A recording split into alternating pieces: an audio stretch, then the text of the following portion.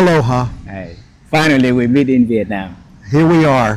Here we And are. it's better than I expected. Wow, and I'm glad that we meet. Oh Okay. my God, it's fantastic. Fantastic. And I would like to take this opportunity to to do a video recording so that we keep our memory and we can Okay. share to our audience and we share to each other, to our families also. Very good, very good. Okay. And I think that as a man who travel the world, who do a lot of disrupting things to the entertainment That's and me. technology industry, I think I would love to talk with you with a topic of wisdom. All right. And how do you think about that? Wisdom is what we aspire to. And the older we get, the more we hope that all of our experience goes in the blender and out of it comes wisdom. That's our prayer, our hope. Our prayer, I hope, Yeah. right? Yeah. So, I think let's start simple a little bit first, Okay. right? Our audience would love to know about a little bit about who you are and the works you do in your own way of introducing to them. So, I would love to hear that introduction myself too, Don. So, would you please do that honor? Well, after 50 years, there's no doubt that I'm a professor. Um, The interesting thing is that I never wanted to be a professor. wow. I always wanted to be an actor.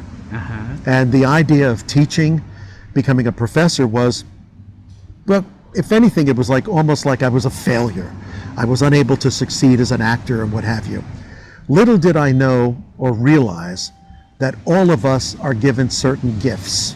All right? St. Paul says this in the Bible. We're all given certain gifts. And it turns out that I do seem to have the gift of teaching. And the gift of teaching is to help others, right? Now, granted, as a teacher, you're always learning. And one of the reasons why, after retiring 13 years ago, I'm still teaching because I continue to learn. And I also remember that when I went to school, when I went to college primarily, that's when I learned to love learning. And that learning was literally the road to wisdom. It's the road to understanding what this world is all about, what this life is all about. Because it's very much like a game, there's a time limit. I tell my students, believe it or not, you're all studying at the University of Earth. University of Earth. University of Earth. You just need to figure out your major before you graduate. Okay? Because when you graduate, it's too late. It's too late. So figure out what your major is. And I figured out that my major is that of a teacher. But it's not only a teacher, it's like teacher of what? It's a teacher of human evolution to a large degree. And human evolution takes the form very much of technology. Wow. All right. I subscribe to a group of artists from Italy called the Italian Futurists that date to 1909. Very radical. You want disruptors? They were the ultimate disruptors. Wow. But they came up with the belief that technology was the highest form of art. And that really sank in. And as I've grown through the years, as I've become familiar with other technology, I'm realizing the wisdom in that. Because who makes technology? Humans. Yeah. Humans make it. And who applies the technology? Humans do. Yes. Humans do. And the other thing that struck me is that the pursuit of technology is very much what I call the deistic motivation, to be like God. Now, I don't mean that in any sort of sacrilegious way, but when you think about technology, when you think about the powers that we ascribe to the Almighty, think of omnipresence. We believe that the Almighty is everywhere. The Almighty is here in these trees, the water, and what have you. Well, what is the internet? We're here connecting via the internet to the world. Yeah. All right? It's all over the place. It's omnipresent. Yeah. Now, with AI and with the internet, you have a question, it gives you an answer. Right? It doesn't give you the wisdom necessarily, but it gives you the answer. That's called omniscience. we believe that the deity is all-knowing. And nowadays, I mean, we've been practicing it on the road here. You have a question, ask Google. Yeah. You know, and we get an answer. So that's what that means. And giving us the answer is, again, on the road to understanding and wisdom. Okay? But not wisdom. Not yet wisdom. Not yet. No, on the road. On the road. Okay? Yes. And then there's the notion of omnipotence. Omnipotence meaning that the deity is all-powerful. Well, we're not becoming Superman, but if we have access to the world, if we have access to the body of knowledge that continues to grow, and if we have practical application of it, then we are in fact becoming rather powerful. Yes. All right. I mean, you think about what AI is doing in medicine. Yes. All right, where no human doctor can read all the journals. Yes. That is doing understanding all the studies that are coming out. But through AI, it's like, what is the latest research that is being used for prostate cancer? Yes. And all of a sudden, they're giving you information of a study that occurred in Poland that may actually help your patient. Yeah. That's power. Yes. That's power. That's superpower. Right? Right? It is a superpower. Yes. And so I've always viewed technology as the way by which humans are trying ever more to get closer to the Almighty. Get closer to the Almighty. And it's also one of the reasons why I'm very interested in legacy. I mean, think about what we're doing here. We're making a record, right? Yes. And ultimately, at the time I'm going to graduate at some point. You're going to graduate at some point. We all are. We're all going to graduate. Yeah. But we will have this legacy that our children, grandchildren, children Yes. never born, students that we don't even know about, Yes. that they're able to see and find out who we were. Yeah. So that's my mission. That's what I do. And frankly, the wisdom of that is, if I can open the ideas, open the eyes of a young person, 17, 18 years old in college, and show them there's other ways to do things. Or if you really want to achieve X, Y, and Z, you should think about this. Okay? So basically, my mission in life now is to become Yoda. Yoda. That's it. My mission is to become Yoda. Don, a lot of things that you do is disrupting the world, you know, through the world of art, Yeah. through the world of technology, through the way that people think of using, you know, technology also, right? Okay, so is disrupting a part of wisdom, and how did you come up with, you know, disruptive ideas through your work? Most of my disruptive ideas have come from watching young people use something that is brand new. Okay? By observing. By observing. I mean, for example, everybody has a smartphone today. Yes. But in the old days, they were rare. Yeah. All right? Or they were semi-smartphones, or they were dumb phones. But it was like, why is everyone so fascinated by them? All right? Why do they feel like it's easier to instant message than to talk to each other? And I'm like, do I immediately say there's something wrong with that? In other words, do I judge them? Or do I try to figure out what's going on? Yes. All right. I have this wonderful story where in the early years of the Entertainment Technology Center, we had two students, they were both Asian, and they were working on a program, coding something, right? And I was like the old teacher, and I'd walk behind them, you know, and I saw a window open on both computers. And it's like, early form of instant messaging. And I said to them, excuse me there, ladies, excuse me, what are you working on? Oh, we're working on this assignment and all that. And I said, yeah, but what is this here? Oh, that's messaging. I said, oh, messaging. And who are you messaging? And they said, each other. Next to each other. Next to each other. And I thought, oh, here's a great chance for the old wise professor, right? And I said, have you ever thought about turning sideways, looking at each other, and talking to you face to face? And they looked at me with sadness. And they said, well, yes, of course we've thought of that. But this way, we are able to do the assignment while simultaneously talking to each other. So we are basically multitasking and getting the work done and helping each other. And I looked at them and I said, tell you what, forget I was even here. Okay? Forget that I even said anything. I'm going to go back and crawl under that rock. Okay? Because clearly I'm bringing an old mindset to this. Whereas you are understanding the capabilities of this new technology, which is basically efficiency, economy, simultaneity. And it's like, you know what, Don?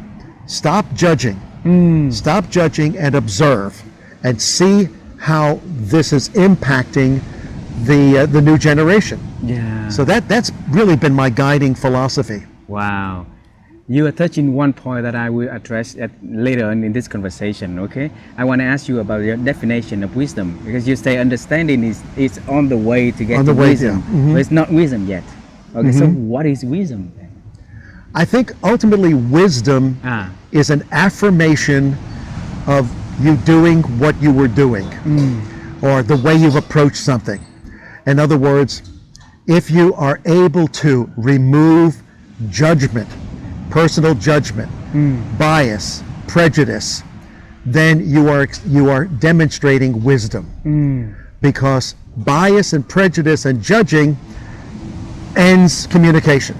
It ends communication. And so the wisdom there is stop it. Don't do this any longer. Okay? And of course, wisdom usually refers to something that is very hard to do. It is very hard to stop judging. It is very hard to not dismiss somebody. I mean, in the United States right now, we're having a big issue with, can't we talk to each other anymore? If we disagree, you actually want to kill each other? I mean, that's absurd. I mean, it's evil. I mean, so I would say that wisdom is an affirmation of certain behaviors, certain frames of mind, certain points of view, etc., etc. So it's basically an affirmation that yes, this is the wise thing to do. This is the proper thing to do. This will allow you to grow even more individually. So it means that people at all age, we have their own, like certain level of wisdom. Absolutely. In there. Yes. A child has wisdom. A child develops wisdom at that certain stage. So we are in the world of disconnecting a lot at the moment. You will say that the judgment, biases, and separations of ideas that making wisdom is lost along the way.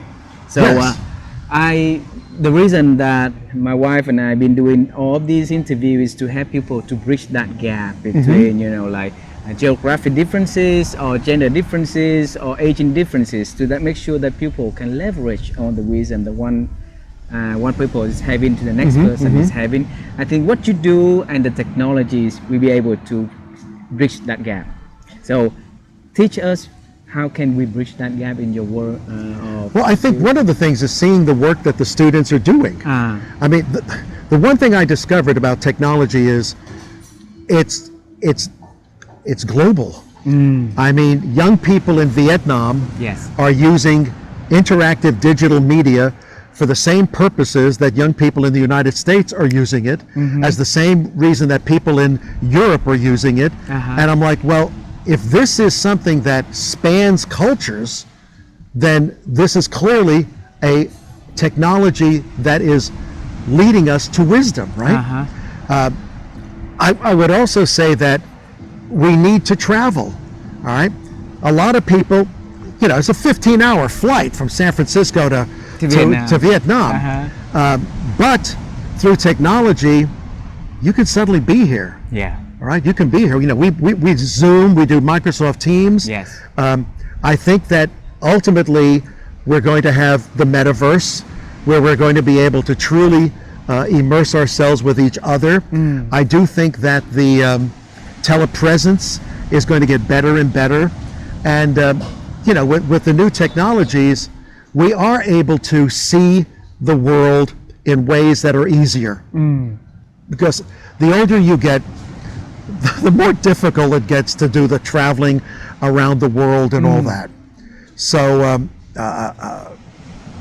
and I've never met a culture where a mother and father don't love their children. Okay, I mean, and if they don't, it's because something is seriously wrong, mentally ill, or something evil is going on, right?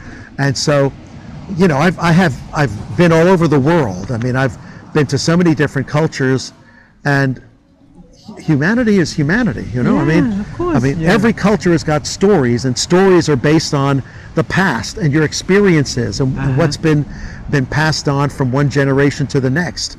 So I feel a kinship with you. I feel a kinship with when I was working in Russia. I feel a kinship with other people throughout the world. Wow. Don, when you mentioned about aging, right? So certain things that we are unable to do or we're less capable of doing, but you know, when we're getting older, you know, that is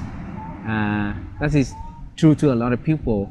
In your situation, I feel like you know, with time, your desire of creating new thing and more impactful thing is on the rise. It's not declining. Okay. So, and I want you to share with us the way of how you can do it to make sure that so that whoever listen to the conversation will be able to duplicate that, so that they be able to, you know, have that creating mindset, the mindset of creators themselves. Well, there are so many ways in which you can be creative. Okay, I mean, there's so many videos out there. There are so many podcasts out there. There's the work that you do, and hey, it's not only watching them but commenting upon them, sharing them with others. Okay. Yes. Recommending that other people who might be in a certain situation, you need to see the podcast that Ha is putting out in Vietnam, because it may not seem pertinent to you, but it's completely pertinent to you. So I mean, technology allows all of this to happen. All right. Yeah. I very often say I've been colleges and universities my entire life, but the first university that partners with YouTube to give the YouTube degree, we're all out of business. Because it's all there. Yeah. All right. You want to learn how to cook a certain thing, you go on YouTube. Yeah. All right. You want to learn a language, you go to YouTube. You go use AI. Yeah. It's all disruptive. And the fact is, if something is disruptive, then maybe it's supposed to be disrupted. Let it be. Learn from it. Exactly. Maybe that time has passed. Yeah. Okay. Wow. One of the things that my wife and I always love to help other people to do is to improve their ability to think. You are the great thinker yourself. You have a lot of amazing stories that you've been sharing with us along the way, you know, and through other people, to students you teach, to the people that you're in business with, right? And how have you been growing your ability to think through the times? The biggest way that I've been able to grow my ability to think is to constantly remind myself how dumb I am. Okay, that I know so little about this. Teach me. I say to my students most of the time, I said, you are in this class because you've been familiar with this technology or what have you, and I will venture that you know more about how it works than I do. I just know more about everything else. And so this must be a two-way street. You must teach me what it is about this technology that excites you, that is useful to you, etc. And I'll teach you how not to go to jail, how to save money, all right, how to live a good life. So that's the Latin is quid pro quo. Quid pro quo. Quid pro quo. All right. Yes. Two last questions. Sure. Okay. So my wife and I, through our interviews with a lot of amazing people, we realized that they always stay ahead of the change curve. And one of the things that easily seen out of why they've been always ahead of the change curve is their ability to cope and creating newness in their lives. So creating new things, think of new things to do, and and that's why we wrote the book about newness and its framework. Right. Yes, and if you look at your life and the benefit that newness that has brought to you and to the amazing people around you, to help people to to embrace having a new thing in their lives, what would be some advice that you could give to us? It has taken me decades, but I finally have my garden. I finally have my garden, which every winter is covered in snow. It's frozen, and then spring comes, and it's time to plant the seeds, or it's suddenly time to see the flowers coming up, and realizing that rebirth is what the earth is all about. Okay, rebirth. Once upon a time, there were dinosaurs everywhere. They're gone. We show up. Yeah. All right. So if rebirth is the existential reality of Earth, then we should strive to be reborn as much as possible. And for me, it's the garden. For me, it's videos of puppy dogs playing with cats, with kittens. It's watching my grandchildren grow up.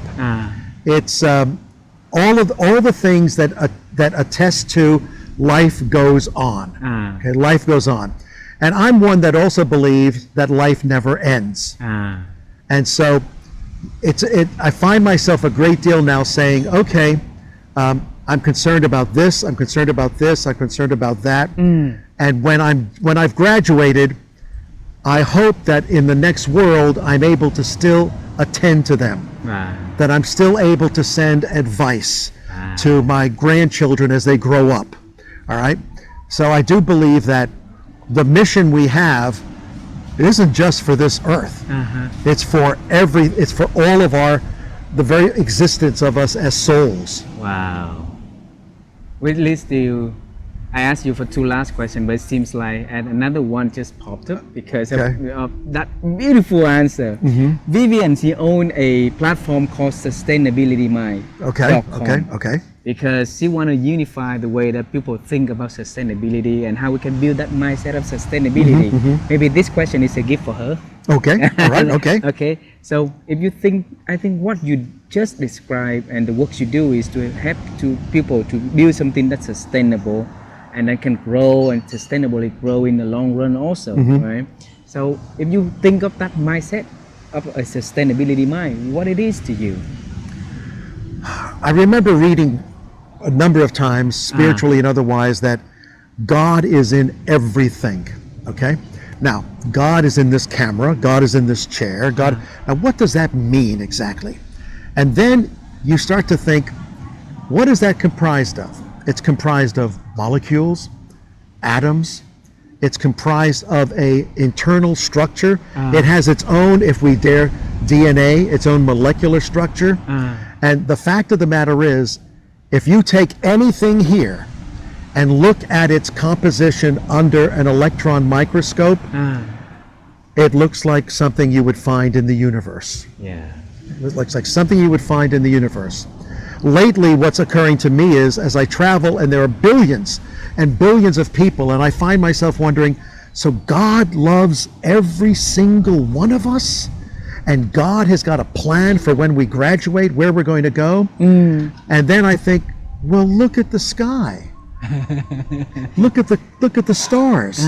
There are billions and billions and trillions of galaxies and stars. If God can care enough about them, I think he can care about the old man we see on the bicycle down the road who's lived his life and who's nearing the end of it, and something awaits him. Okay? And so I really do believe that if you take any piece of matter and deconstruct it to its molecular structure, you start to see the universe.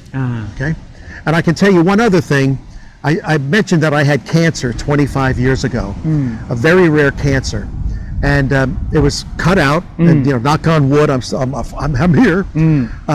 But I remember saying, I would like to make a donation. Okay, and they said to me at the time, what we want is your computer. And I was like, excuse me?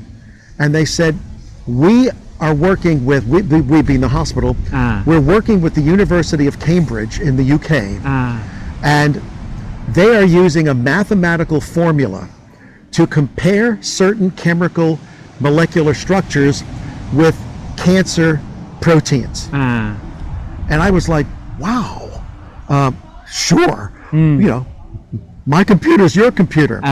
But periodically they would show what a cancer protein looks like. And if anything looked like the devil, it was that. And I'm thinking, wow. And meanwhile, I'm getting like pop-ups on my computer. Thank you, Don, very much for letting us use your computer there. You know, it's helping us out a great deal. And I'm like, wow, this is amazing. You know, because this was before supercomputers. And so distributed computing was basically a supercomputer because it attached to individual computers all over the world. Connected. It was all connected, and the software was like running on each one of them. And I thought, well, this is a preview of things to come. And of course now you've got supercomputers that are doing it and finding whole new chemical compounds to fight certain diseases.